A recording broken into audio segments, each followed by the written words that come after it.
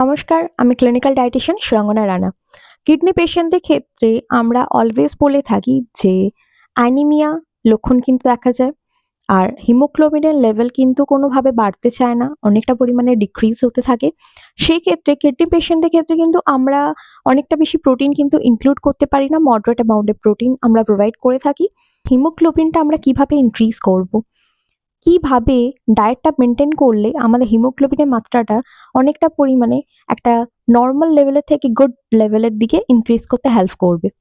আমলা, এটা কিন্তু আমরা এই শীতকালে প্রচুর পরিমাণে পেয়ে থাকি। এবার আমলাটা কিন্তু ডায়েটের মধ্যে রাখা যেতে পারে। যারা কিডনি পেশেন্ট, ডায়েটিশিয়ানের পরামর্শ নিয়ে আপনারা এগুলো অবশ্যই ইনক্লুড করবেন, নিজে থেকে ইনক্লুড করবে না, ফার্স্ট টাইম অ্যাডভাইস করে থাকি। আমলা কিন্তু good source of vitamin C, antioxidant আছে, আর প্রচুর পরিমাণে আয়রনকে কিন্তু অ্যাবজর্ব করতে হেল্প করছে আমাদের বডিতে। আমরা iron rich food and vegetables তো ইনটেক করতে বলি, তাকে অ্যাবজর্ব করতে গেলে ভাইটামিন সি কিন্তু ভীষণভাবে ইম্পর্টেন্ট। তো সেক্ষেত্রে আমলাটা কিন্তু ভীষণভাবে ইম্পর্টেন্ট কিডনি পেশেন্টদের ক্ষেত্রে, কারণ প্রোটিনের কোনো না কোনো দিক থেকে রেস্ট্রিকশন কিন্তু থেকে যাচ্ছে।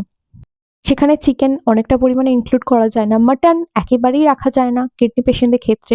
এরকম অনেক কিছু আছে যেগুলো প্রোটিন সোর্স হাই থাকা সত্ত্বেও আমরা কিন্তু পেশেন্টদেরকে, স্পেশালি কিডনি পেশেন্টদেরকে কিন্তু প্রোভাইড করতে পারি না। অবজর্ভ করতে কিভাবে হেল্প করবে? তো সেক্ষেত্রে আমি বলি আমলাটা কিন্তু রাখতে পারেন ডায়েটের মধ্যে অল্প করে হলেও। সেক্ষেত্রে আপনাদের ভাইটামিন সি, অ্যান্টিঅক্সিডেন্ট এই মাত্রাগুলো ইনক্রিজ করতে হেল্প করবে, আর তার সাথে অবশ্যই বডিতে আয়রনটাকে অ্যাবজর্ব করতে হেল্প করবে। বা সেক্ষেত্রে হিমোগ্লোবিনের মাত্রাটা কিন্তু অনেকটা পরিমাণে ইনক্রিজও হবে যদি আমরা ডায়েটটা মেনটেন করি, তাহলে অনেকটা পরিমাণে আমাদের বডি হেলদিয়ার থাকবে, স্পেশালি কিডনি পেশেন্টদের ক্ষেত্রে। আর অবশ্যই ডায়েট মেনটেন করার জন্য একজন ক্লিনিক্যাল ডায়েটিশিয়ান অ্যান্ড নিউট্রিশনিস্টের কাছে অ্যাডভাইস নিয়ে নেবেন, কনসালটেশন করিয়ে নেবেন। আর আমার সাথে কনসালটেশন করাতে চাইলে স্ক্রিনে দেওয়া নাম্বারে অ্যাপয়েন্টমেন্ট বুক করে নিতে পারেন, মেল করেও অ্যাপয়েন্টমেন্ট বুক করে নিতে পারবেন। সুস্থ থাকবেন, ভালো থাকবেন, দেখা হচ্ছে পরের ভিডিওতে।